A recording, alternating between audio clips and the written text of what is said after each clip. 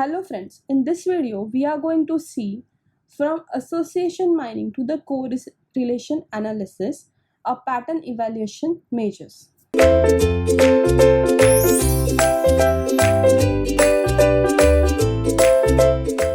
Association analysis to the correlation analysis.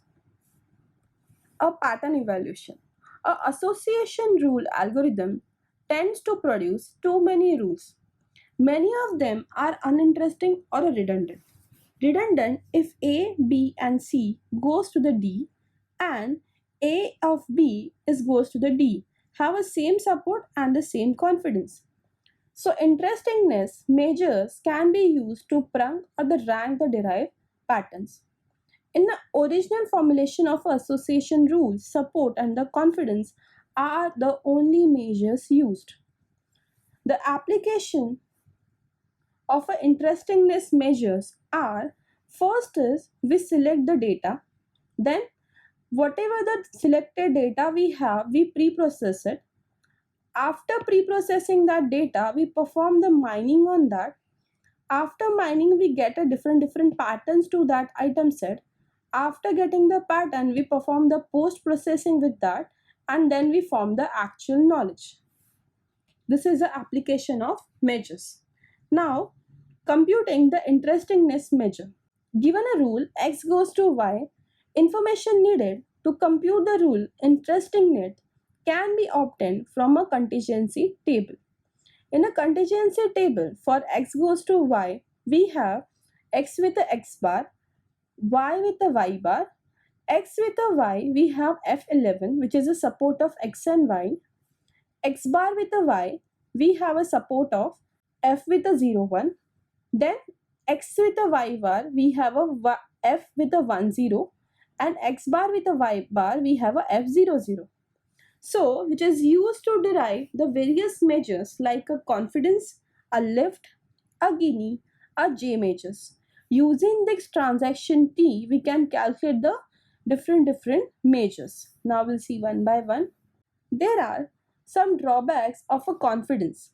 That is, consider a T or a not T, a coffee or a not coffee. So we have this sum of the probability. After getting this probability, we got some of the calculation and we got a final answer as 100%. Now, the association rule says T goes to coffee. Now, when we check the confidence, we get a probability of a coffee to the T is 0.75. Coffee to the T, we get the final answer that is 0 to 75. But if we check only the probability of a coffee, we get a 0.90. Although the confidence is high, the rule is misleading. Then the probability of a coffee and a not tea, we get a 0.93, which is higher than the only coffee. Then the correlation concepts come.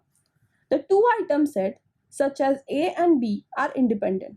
The occurrence of A is independent of the occurrence of item set B. If probability of A union B is equal to the probability of A into probability of B. Otherwise, A and B are dependent and correlated. The measures of correlation or the correlation between A and B is given by the formula of correlation comma B, where probability of A union B divided by the probability of A into probability of B. A correlation A rose to B is greater than 1 means that the A and B are positively correlated. That is, the occurrence of one implies the occurrence of other. If the correlation of A and B is less than 1 means that the occurrence of A is negatively correlated. Then correlation of A and B is equal to 1 means that A and B are independent and there is no correlation between them. Statistical independence. Consider the population of 1,000 students, where 600 students knows how to swim, 700 students knows how to bike, 420 students knows how to swim and bike. Now, probability of S union B is 420 divided by 1000, that is 0.42. Probability of S and probability of B, we get it as a 0.42. Now, When we check the statistical independence, we get the answer as a probability of S with the probability of B, we get a statistical independence. But if we check the probability of S union B is greater than the probability of S into probability of B, we'll say they're positively correlated. But if it is less than the probability of S into probability of B, then we can say they are negatively correlated. Now, the association and the correlation. The correlation formula can be written as correlation of A of B equal to the probability of B of A divided by the probability of B. We already know that the support A goes to B is equal to the probability of A union B, and the confidence A goes to B equal to probability of B divided by A. That means the confidence A goes to B is equal to the correlation of A's B into probability of B. So the correlation, support and the confidence are all different, but the correlation provides an extra information about the association rule.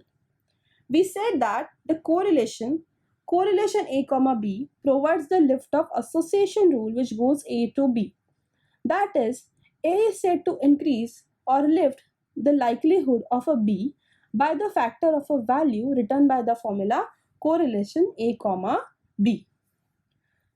Then some statistical based measures. The first is lift.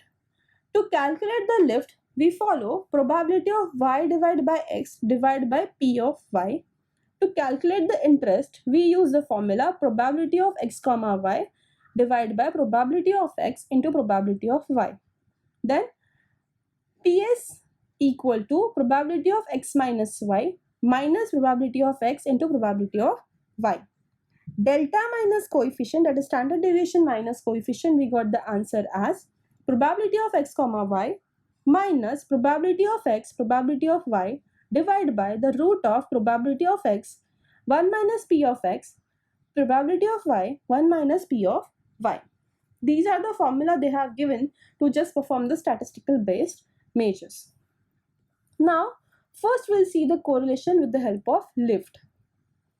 A play basketball who eat the cereals, we'll say 40%, or the 67% is a misleading. The overall percentage of the students eating cereal is 75% greater than the 66.7.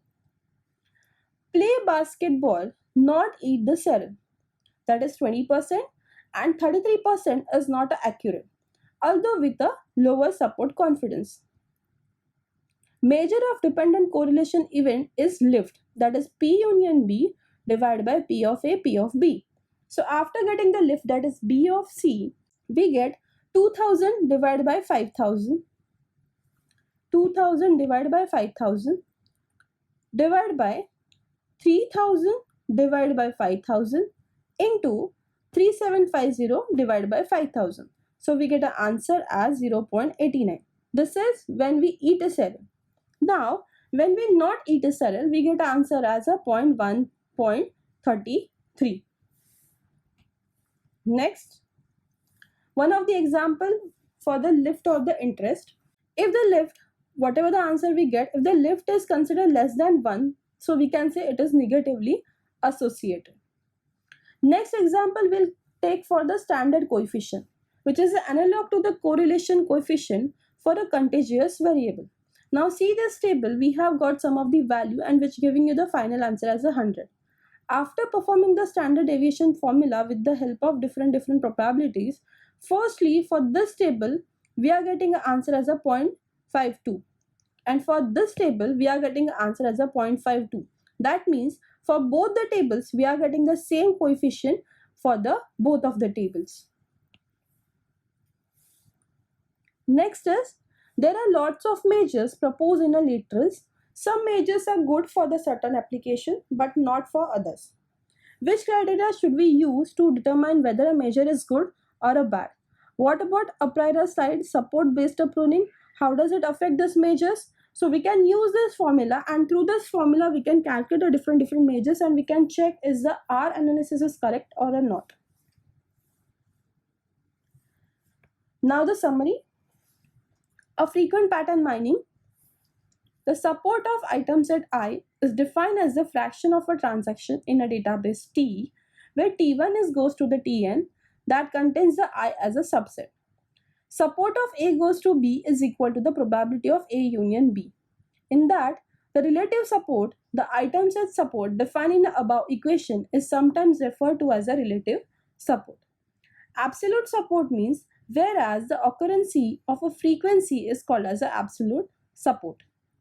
The definition of a frequent item set mining: given a subset of a transaction T1 to Tn where each transaction Ti is a subset of item from the union. Determine the item set I that occurs as a subset of at least a predefined fraction of a transaction in a T. Next definition is maximal frequent item set. A frequent item set is a maximal at any given maximum support level, min sub, if it is frequent and no superset of its frequent. Next property comes the frequent mining model. A property is support monicity property. The support of every subset J of a I is at least equal to that of a support of I item set of I. And the downward closure property means every subset of a frequent item set is also one of the frequent item set. So in this video, we have seen how we can perform the different association to the correlation analysis and what are the different measures we can follow to check that is actually working or not. Thank you.